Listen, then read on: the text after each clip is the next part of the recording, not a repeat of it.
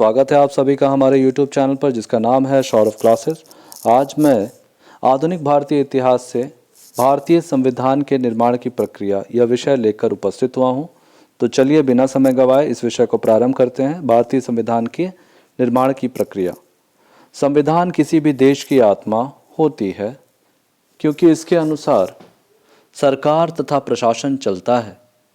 इसमें देश के नागरिकों के अधिकार तथा कर्तव्यों का भी वर्णन होता है।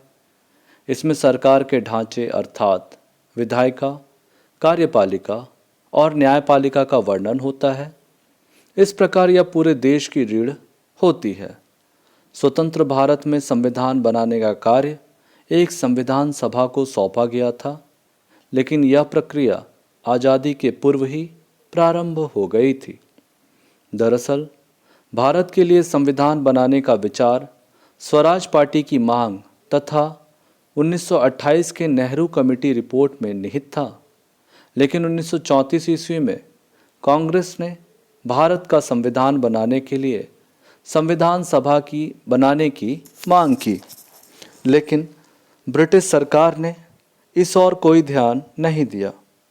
परंतु द्वितीय विश्व युद्ध में अंग्रेज विजयी तो हुए, परंतु उन्होंने यह अनुभव किया कि अब वे अधिक समय तक भारत पर शासन नहीं कर सकते। संविधान सभा की मांग का प्रभाव सरकार की अगस्त 1940 ईस्वी की घोषणा में स्पष्ट दिखाई देने लगा। क्रिप्स मिशन ने अपने सुझाव में युद्ध के पश्चात भारत को स्वतंत्रता देना और इसके लिए नया संविधान बनाने की योजना प्रस्तुत की। क्रिप्स के प्रस्ताव को भारत के सभी राजनीतिक दलों ने अस्वीकार कर दिया, क्योंकि अंग्रेज युद्ध काल में कोई भी वैधानिक सुधार करने के लिए तैयार नहीं थे। फरवरी 1946 में इंग्लैंड की लेबर पार्टी की सरकार के प्रधानमंत्री इटली ने भारतीयों को अपना संविधान बनाने का अधिकार को स्वीकार किया। कैबिनेट मिशन योजना के अनुसार भारत में 1946 में एक संविधान सभा स्थापित की गई, जिसका मुख्य कार्य भारत के लिए एक नए संविधान का निर्माण करना था। अब हम संविधान निर्माण सभा का निर्माण देखेंगे किस प्रकार हुआ। कैबिनेट मिशन योजना के अनुसार संविधान सभा के लिए मतदान करवाया गया। इस सभा में केंद्रीय विधानसभा तथा प्रांतीय विधानसभा के कुछ सदस्य तथा देसी रियासतों के प्रतिनिधि शामिल थे। कुल 389 सदस्यों में से 296 सदस्य ब्रिटिश भारत तथा 93 सदस्य भारतीय राज्यों में से थे। ब्रिटिश भारतीय प्रांतों में से प्रतिनिधियों के निर्वाचन के लिए प्रत्येक प्रांतीय सभा सांप्रदायिक निर्वाचन समूहों के आधार पर एक निर्वाचक मंडल के रूप में कार्य करती थी। यह निर्वाचन समूह अनुपातिक प्रतिनिधित्व के द्वारा एकल संक्रमणीय मत पद्धति के अनुसार अपने प्रतिनिधियों का चुनाव करते थे। इस चुनाव में 296 सीटों में 214 सीटें कांग्रेस को तथा 73 सीटें मुस्लिम लीग को मिली। लेकिन 1946 में स्थापित की गई नई संविधान सभा एक संप्रभुता संपन्न विधायिका नहीं थी, क्योंकि यह सभा विदेशी सरकार द्वारा स्थापित की गई थी। इसके अतिरिक्त इस सभा की शक्तियां मूल सिद्धांतों और प्रक्रिया दोनों सीमित थे। इसलिए स्वतंत्रता के पश्चात भारतीय स्वतंत्रता अधिनियम 1947 को पारित करके यह बाधा दूर कर ली गई। संविधान सभा का प्रथम अधिवेशन 1946 में नई दिल्ली में बुलाया गया। डॉक्टर सच्चिदानंद सिन्हा को इसका अस्थायी अध्यक्ष बनाया गया। यद्यपि मुस्लिम लीग के प्रतिनिधि इस सभा में अनुपस्थित रहे, इसके बावजूद सभा ने अपना कार्य आगे बढ़ाने का निर्णय लिया।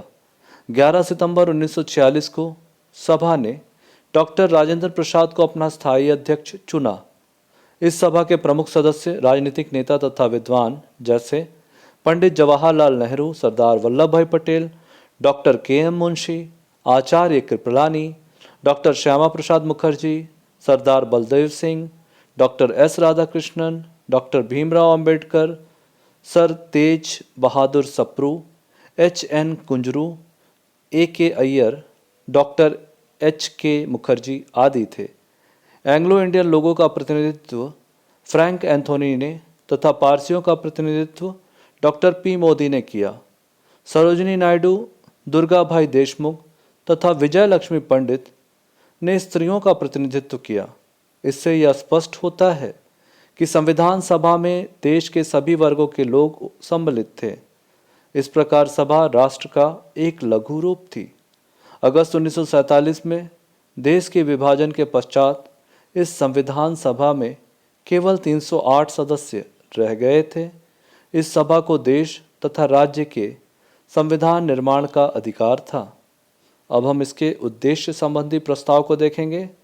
13 दिसंबर 1946 को पंडित जवाहरलाल नेहरू द्वारा संविधान के उद्देश्य संबंधी प्रस्ताव सभा में प्रस्तुत किया गया। उन्होंने कहा, इस प्रस्ताव में हमारी वह आकांक्षाएं सम्मिलित हैं जिनके लिए हमने इतने कठोर संघर्ष किए हैं। संविधान सभा इन्हीं उद्देश्यों को सम्मुख रखकर हमारे संविधान का निर्माण करेगी। इस प्रकार संविधान सभा का कार्य भारत के लिए एक लोकतांत्रिक संविधान का निर्माण करना था। इस प्रस्ताव ने यह विश्वास दिलाया कि अल्पसंख्यकों, पिछड़े हुए तथा कबीलियाई क्षेत्रों, पिछड़ों और कमजोर जातियों के हित सुरक्षित किए जाएंगे। अंत में इस प्रस्ताव में कहा गया कि प्राचीन और महान भारत में एक सम्मानजनक तथा प्रतिष्ठाजनक स्थान प्राप्त करेगा और यह देश विश्व में शांति स्थापित करने तथा मानव जाति के कल्याण के लिए सभी राष्ट्रों को सहयोग देगा। संविधान सभा ने उद्देश्य संबंधी प्रस्ताव के द्वारा यह घोषणा की कि भारत को स्वतंत्र, पूर्ण प्रभुता संपन्न लोकतंत्रात्मक गणराज्य बनाना आवश्यक है। इस प्रस्ताव के द्वारा यह भी घोषणा की गई कि भारतीय गणराज्य राज्यों का संघ होगा तथा अवशिष्ट शक्तियां राज्यों में निहित होंगी।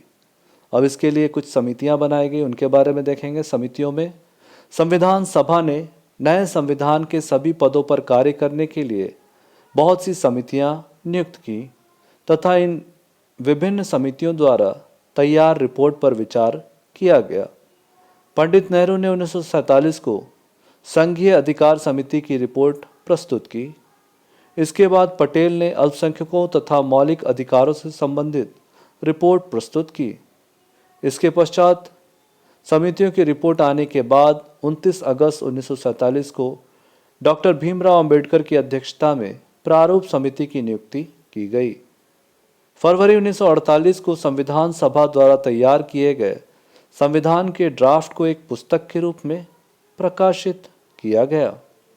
पूरे देश में इस ड्राफ्ट पर चर्चा करने के लिए 8 महीने का समय दिया गया। इसके बाद संविधान सभा ने प्रत्येक धारा पर चर्चा की।